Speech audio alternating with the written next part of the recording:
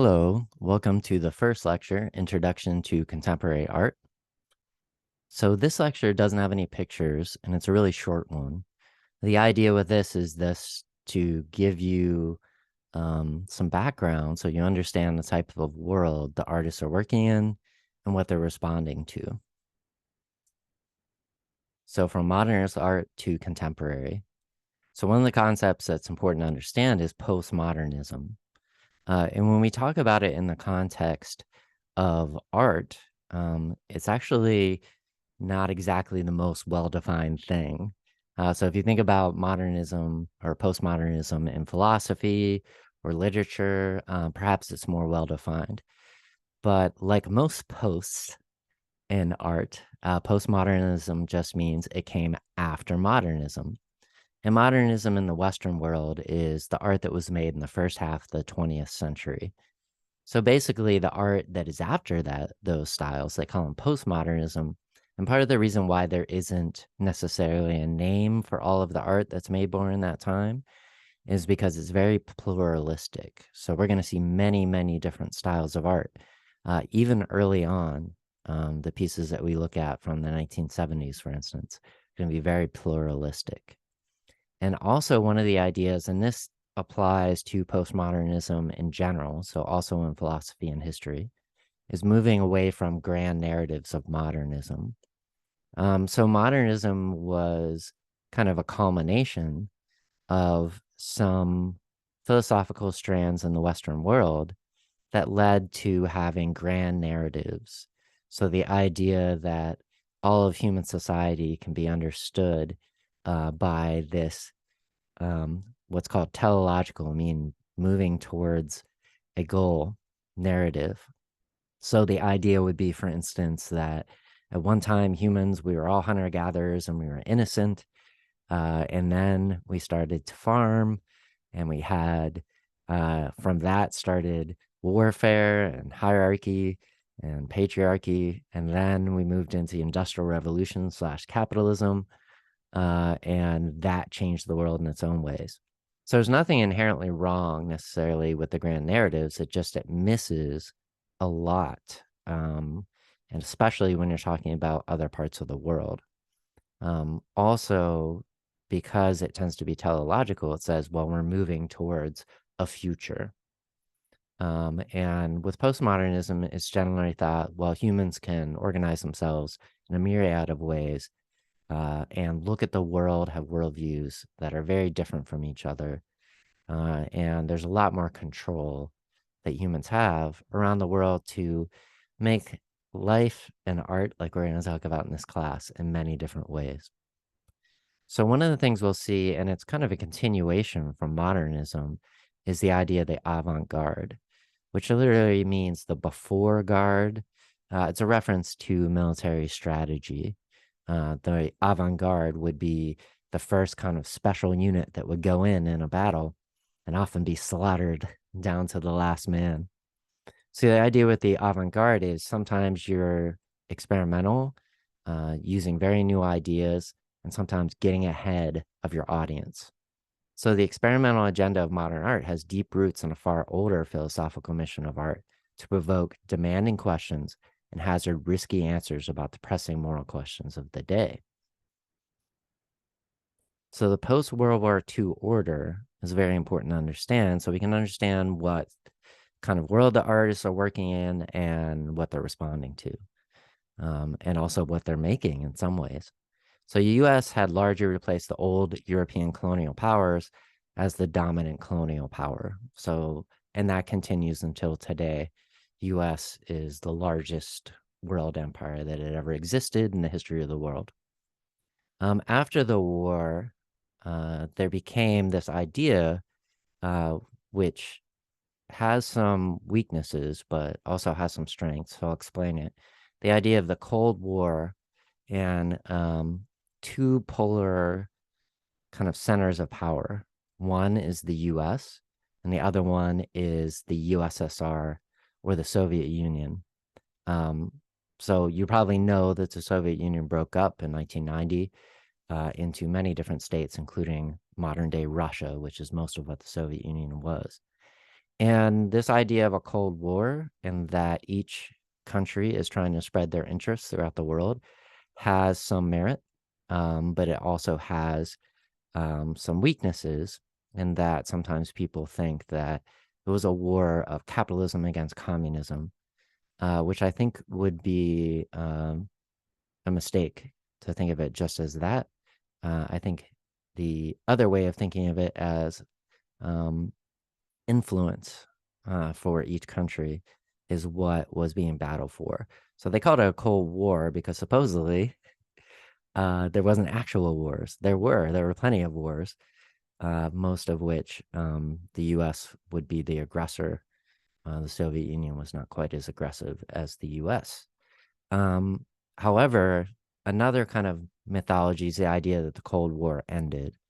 It should be pretty clear now, seeing the types of things that have been going on in recent history with Russia, that it never really stopped with the end of the Soviet Union. So we still have both of those countries trying to be influential around the world. And you can also add China as another rising power that's trying to spread its influence. But like the old USSR, um, not as aggressive or militaristic as the US. Um, Neocolonialism is an idea that, and there's an old saying that everything that's neo is the same as the thing it's replacing. And that's true to a certain extent. So when we talk about colonialism, we talk about mostly about European powers colonizing places in Africa and Asia and the so-called New World, the Americas. And that was done in colonialism minus the neo, where the countries often occupy the colonized countries with governments and military. So neo-colonialism, that kind of stuff still happens. There's also still colonizing wars, but the wars and direct occupation has been replaced more by economic pressure, and all of the major world powers can exert this economic pressure sometimes. But again, the US tends to be the most aggressive. Also included under neocolonialism would be things like coups or trying to affect um, elections, trying to get the kind of people you want in charge so that you can get materials and labor. So that's going to be a very important thing that many of the artists in Africa and Asia and in the New World will be responding to. So some of the things that you see expand during this time period are feminist thought. So women in many places were able to start liberation movements and have some successes. Racial equality. So the same sort of thing. Black, brown, and indigenous people around the world have been able to fight and win more rights than they had in the past. But both of the systems that people were fighting against, patriarchy and racism or white supremacy, are still in effect. So LGBT rights, which is part of fighting patriarchy, but many very recent movements that have been able to win more rights in various countries around the world, including the United States, which will be kind of where we'll start in this class. So labor movements won a lot. In Europe, the labor movements won what's called social democracy, which means that you have capitalism like you have in other parts of the world. However, capital, meaning the people that own things like factories and such, businesses, are taxed, and that money is used to provide services for people. So, for instance, education funding and support of the arts. So that has been really important. And some of the parts of social democracy existed before the post-war period. So some of the ones that we're going to talk about in the US existed, starting with the 1930s and the Great Depression. And we'll kind of talk about how they changed through time. So, kind of going back to neocolonialism, social democracy, where you you tax the people that own things, and you use that money to provide infrastructure and education and healthcare, was tried in many places around the world, in Africa and in Asia, and in South America and Central America. And many times, part of neocolonialism is to stop those movements, whether through coups or interference with elections, using various economic pressures, or straight military. So the U.S.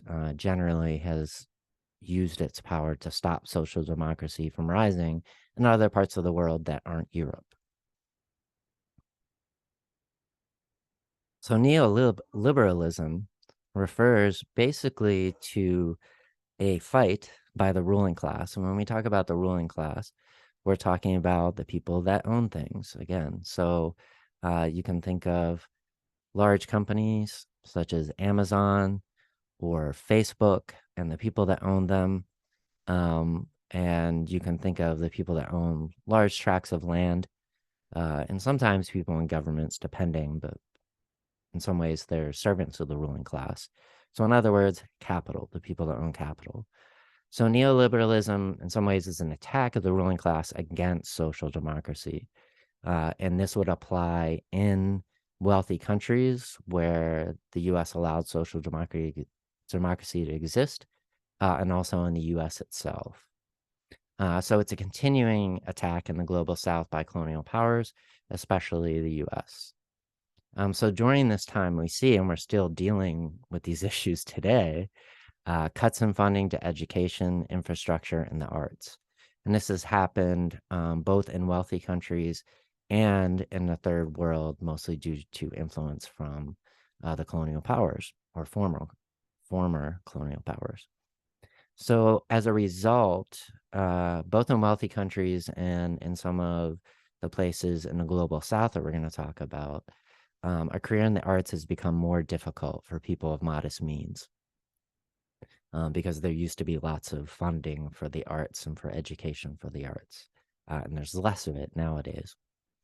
And you can kind of see that apply to the schools that we see today, and the fact that most of your professors will be, for instance, adjunct faculty, in other words, part-time faculty that don't get any benefits.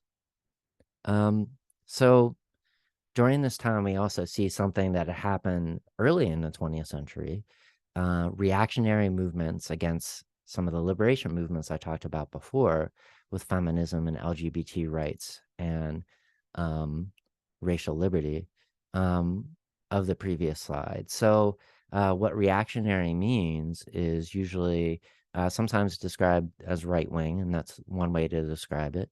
But they basically are looking at these types of movements and the people who had previously been oppressed, trying to get rights, and they want to react against that. And they can do that sometimes with the things they say, but more importantly, with the things they do. So you can think about in the US, for instance, some of the laws in Florida where they made laws against the types of authors that you could have in African American history classes.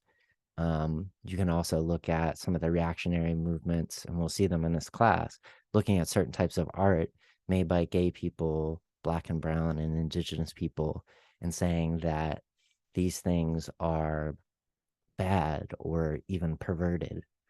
So we're going to see a lot of that in this class. And then sometimes the reactionary movements can organize, and can create violence. So you can think about Black church shootings, in the U.S., attacks in synagogues, attacks against gay clubs or gay organizations. So this is something that continues to happen today. And you can see the roots of it in the earliest part of the class that we're going to study. So artists will often react to these, and artists usually aren't in the reactionary movements, Usually they'll be with the liberation movements, as we'll see in this class. But not always. And we're going to see some wealthy artists that don't necessarily care too much about liberation movements. So we'll see an expansion of the influence of global capital to all corners of the globe and all manners of human activity. So capitalism is a system that developed over the last few hundred years, especially in the UK, and then in the US and in Germany. And by the 20th century, it started to spread worldwide. And by the 21st century, it had spread worldwide. And one of the kind of qualities of capital is it's always looking for new markets. So the expansion of the influence of this ruling class is all corners of the globe and all manners of human activity. That includes art, and we'll see the effects of that again throughout the class. So pluralism in contemporary art. So in some of the earliest art we'll look at, we'll see that the US had become kind of the center of the art world, especially New York City and Los Angeles. But the art world becomes international. So we see artists from around the world, and we're going to look at it, all of the world when we talk about artists. Artists of the global south. And if you're not familiar with what the global south is, it just means the countries that are talking about that have been colonized by European and the US powers. And from previously marginalized groups. So think of people within some of the empires. So in the United States, think of Black people, think of Latino people, think of Indigenous people.